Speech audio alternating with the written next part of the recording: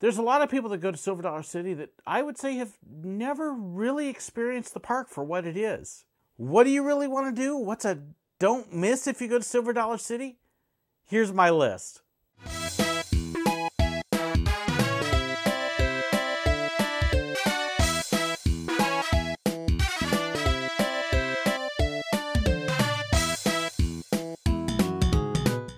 Silver Dollar City is a gorgeous, beautiful park just outside of Branson, Missouri in the southwest corner in the middle of the Ozarks. It's a wonderful park to visit, but it's got some things that are very unique to it.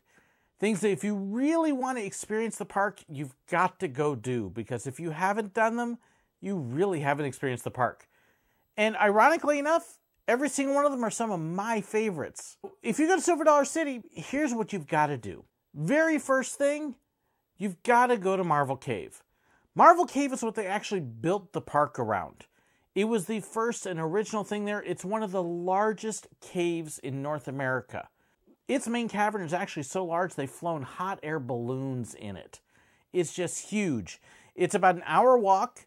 It's a lot of steps down and some back up, but then you actually get to ride an old train back up most of the way.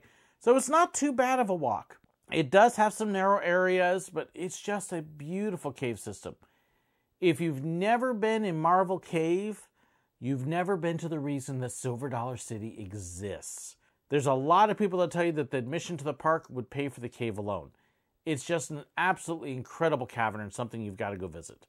Number 2 on my list is the oldest roller coaster in the park. It also, in a sense, tells a little bit of the story of the park.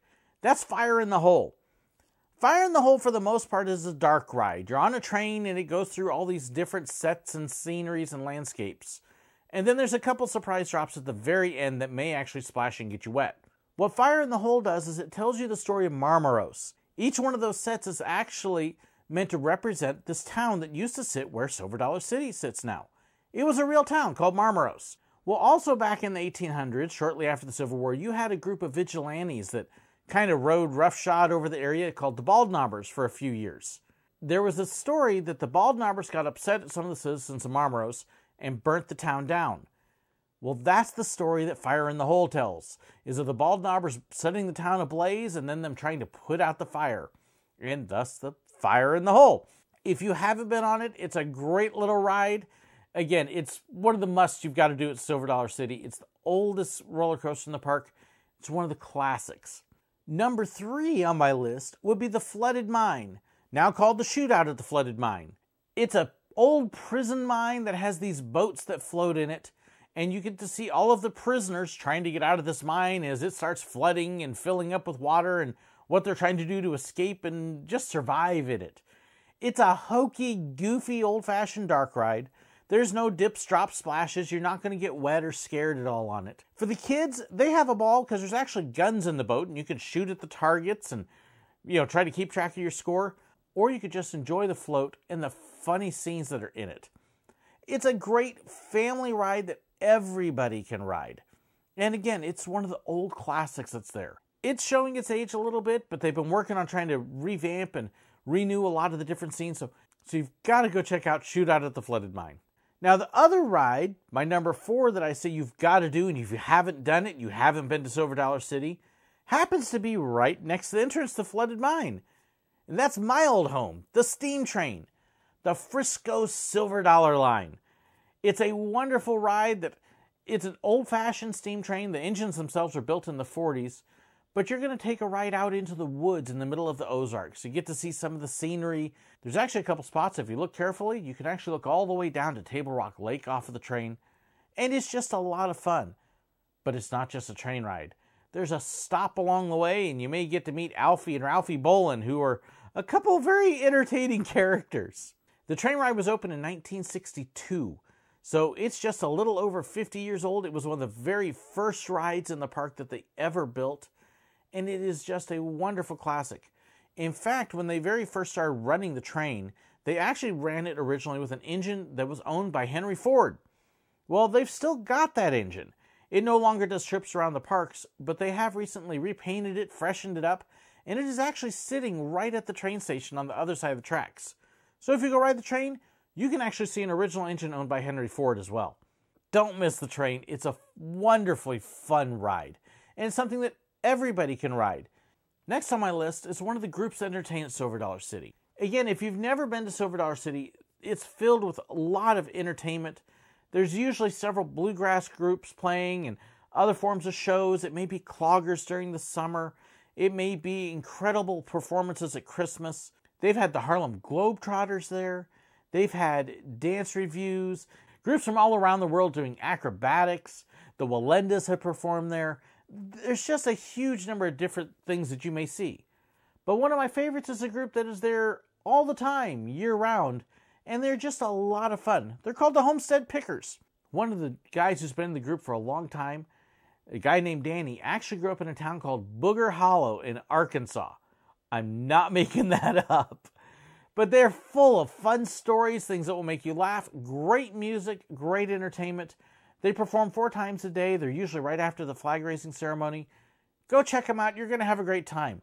Even better, their last show of the day, they do down the Pickin' Shed, and they even open that up to the guests. And I invite the guests to come up and sing, to perform, to play instruments with them. And guests will actually bring in their violins and guitars and other things just for the opportunity to sit and play with them. So go check out the Homestead Pickers. One of the other things that Silver Dollar City is famous for is its food. If you like to eat, and who doesn't, and try new things, it's got a huge variety of different food things that you can check out.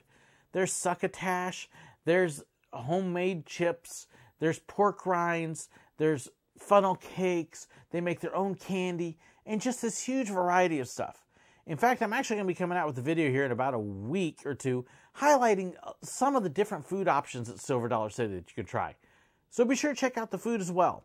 If you're into thrill rides, there's one coaster you've got to check out at Silver Dollar City. This would be my number 7 reason to go. It's Outlaw Run. Outlaw Run is this incredible coaster. It's got a near vertical, nearly 200-foot high drop. It's got 3 different versions, but it runs like a wood coaster. But not one that's going to shake you up and tear you apart. It's pretty smooth, but just an incredibly intense, fun ride. Outlaw Run's one of my favorite coasters anywhere. Not only is there Outlaw Run 2, but you've also got Wildfire and Powder Keg and a number of other rides as well. So if you're just into rides, it's got a good selection for you.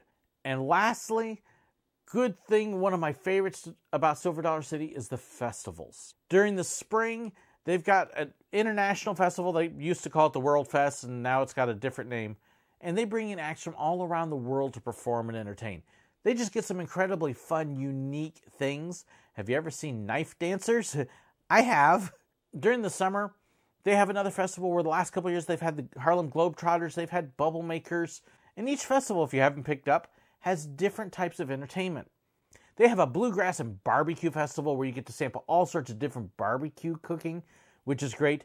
And if you love bluegrass, it is the highlight of the year because they've got more bluegrass groups during this couple of weeks than any other place around. They've also got a great Southern Gospel Festival where you're going to see some of the biggest names in Southern Gospel music. They do a Christian weekend where they've had big groups like Skillet come in. And of course, during the fall, then you've got the Harvest Craft and Cowboy Festival.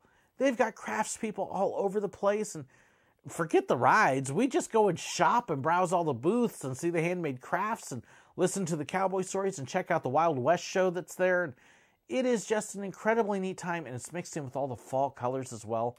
Just a beautiful festival. And then, of course, there's Christmas. Christmas is incredible. Honestly, I think the Christmas celebration beats Disney. I made a whole video about Christmas at Silver Dollar City, so you can see a little bit of what's there, and it's growing even more. So be sure to check out Christmas.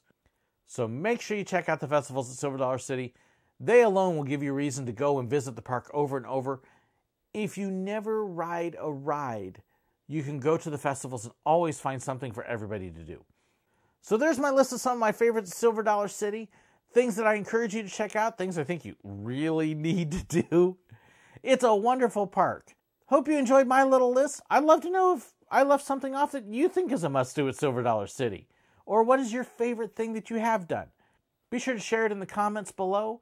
Like and share the video. I'd love to hear your feedback. Thank you so much for watching.